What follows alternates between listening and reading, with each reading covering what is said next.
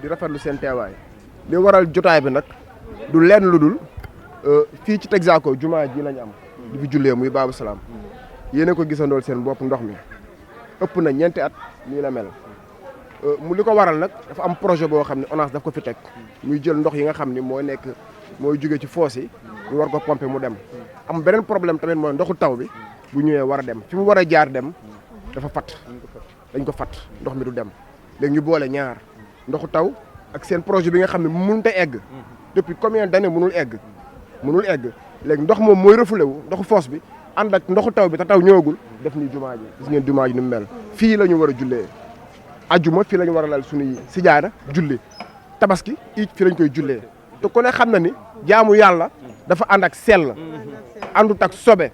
waxuma dara sax fii boo fi jaaree balaa ngaa agsi si jumaa ji sa yëre yëpp sobe lay doon xale yi gis nga tu vois les enfants sont là fii école coranique la dañ fiy jàngee xale yi fii la ñuy jaar feebar bi day bëri te luñ ci gën a métti nag tiital ñu mooy nawet ñëwagul mu mel nii léegi bu nawet ñëwee fu ñu jëm fi ñu war a dem nag dan nañ fa dem nañ ci autorité municipale wax nañu ñu war a waxal jéemuñu si dara léegi nag moo tax ñu yuuxu suñu baat ca kaw ngir ndayi mbill ji Macky Sall dégguñu ñoo fajal ñu suñu soxla Pikine nag ku falu ñoo la fal Pikine parce que dañuy wax ni ki gañ Pikine gañ Dakar ki gañ Dakar gañ la Sénégal mais ñun nag suñu environnement gis nga ni mu mel kenn du fi ñëw ba nawloo ñu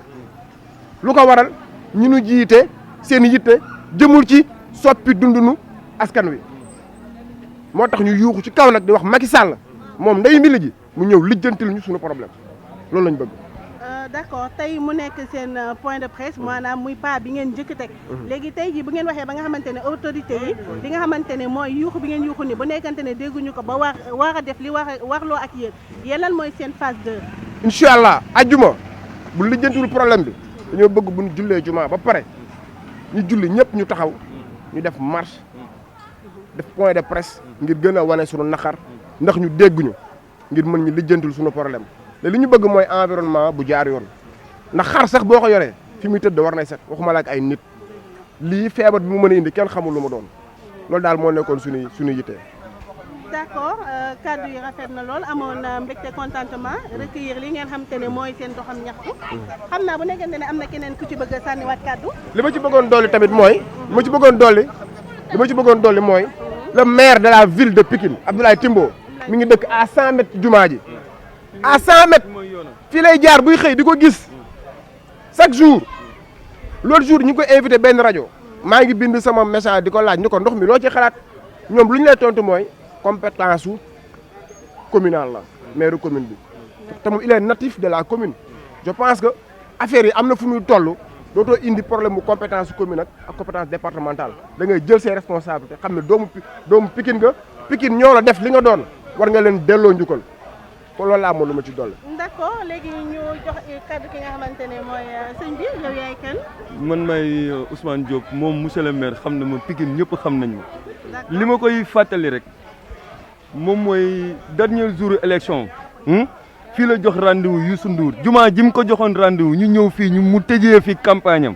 ñaan fi yàlla jour boobu xoolal xam élection jotagul résultat génnagul mais acte bi mu def moo rëy ba nga xamante ne xamoon naa ne moom mooy gagné jumaa jooju nag moom la ñu entré actuellement nii di kaasal te nit du fàtte démb lu la fal soo ko fàttee folleeku jumaa jooju noonu moom la mujjee tëjee dernière ajumaam ci campagne am woo fi Youssou Ndour doomu ndeyam ñu ñëw fii nii def ko meeting de collectif jumaa jooju moom la ñuy waxal moom la ñu fu mu nekk nii di saggi sagu jumaa ji te ñun xamu yàlla amul dara si àdduna lu dul néegam yi nii ku sàmm néegu yàlla yi yàlla dina la sutural te instant bii nii wax dëgg yàlla jumaa ji ni mu mel man xoolal su ma gisee ñiy lal fii ñii ñi fi dëkkul kese ñoo fi lal mais ñi xam fii ñëpp bu tabaski jotee Korité duñ fi lal bu leen bu jumaa ji feesee dañuy jéem a dem feneen mais duñu lal fii parce que fii ay sobe kese la te ngir yàlla ak yonent bi li gën a dangereux waral suñuy wax moom mooy instant bii nii bu nawet jotee ñi nga xamante ni ñoom ñoo branché yàlla xam na ne bu fekkee ne connexion bi baaxul ndox yi seen biir kër lay dugg te mu kenn mënul seetaan kenn ñun dañuy sonn bu nawet jotee ngir yàlla ak yonent bi ñoom ñi am ay possibilité yàlla jox leen ay doole nañu dimbali askan bi parce que xale yii nii xamuñu ci dara te déjà instant bi dañu bëgg dëkk bi set feebar baa ngi ci dëkk bi mais gis nga lii bu woowee instant bii ngeen di wax nii mu kon ne tooy moo gën bu woowee lay gën a dangereux parce que poussière bi dafay dem fépp poussière bi dafay dem fépp ñun xam nañu ay affaire hygiène xam nañ ko su woowee poussière bi mën na ñëw ba si biir maire ba ci biir moom bureau de monsieur le maire parce que poussière dafa garaaw te poussière microbe moo ci raw te xale yi xamuñu si dara dañuy yeewu di fo ci kaw tali bi di dox ak seen tànk bu ñu paree dugg si biir kër yi bu ñu buggee kër yi set na mbedd bi set bu mbedd bi setul waxu yoon sallallahu alayhi wasallam la bu mbedd yi setul kër yi mënuñu set te ñun yi ñuy wax ni amul intérêt personnel li ñuy xalaat yëpp suñu ay njaboot lañ ciy xalaat man sama njaboot yi nekkuñu fii ñoo ngi internat tabaski lañ fii ñëw quelques mois dañuy ñibbiwaat mais njabootu ñeneen ñi moom lay xalaatal wallahi taalaay waxuma sama intérêt personnel bu fekkee ñi ma jur la nekkuñu fi à l'heure que nous parlons quelques jours lañ fi am dañuy delluwaat laq naa leen fu sori mais ñii doomu jàmbur yii nii xamuñu si dara ñoo ngi nii ci biir ndox mi la ñuy yendu te li muy mën a indi te ñoom ñoo yore avenir u réew mi xale moo yor avenir u réew ngir yàlla ak yonent bi jàppale leen ñu parce que ñun ñoo leen jàppale ba ngeen yegg fi ngeen yegg Ablaye Timbo xam na ma bu baax monsieur le maire c'était mon dirigeant yaa ngi dégg li ma leen di wax nii maa ngi tuub nag bu baax si kàddu yi may yëkkati nii mais jaaxle kese moom moo tax ñu yëkkati ko asalaamaaleykum wa rahmatullah. d'accord ñu daal di jëlaat beneen jeune bu nga xamante ne xëy na am na ci moom tamit kàddu yu mu ci mën a sànni. waaw man maa ngi leen di nuyu di leen fay di rafetlu seen déplacement vraiment vous êtes disponible tey leen ko wax ngeen ñëw kon koñ bi moo leen ñor man moom lu ma constaté depuis 2002 ba léegi koñ bi lii lay dund.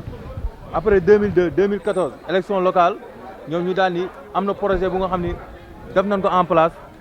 léegi projet bi bu mu nekkee en place ñu daal ni pour canalisation la mais depuis 2014 jusqu'à nos jours lii la ñuy dund